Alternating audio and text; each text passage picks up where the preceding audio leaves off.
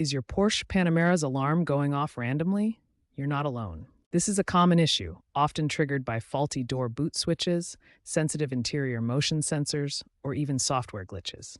Newer models, 2024 Plus, have received over-the-air updates to address this, but older models often require troubleshooting. The alarm system relies on sensors that detect open-close states and internal movement. False alarms frequently result from sticky switches, sensor misalignment, or loose wiring. Let's look at some common fixes. First, try a simple reset by disconnecting the battery for 10 to 15 minutes. For interior sensors, deactivate them via the car's settings under Security in post-2017 models. Clean door and boot switches with isopropyl alcohol.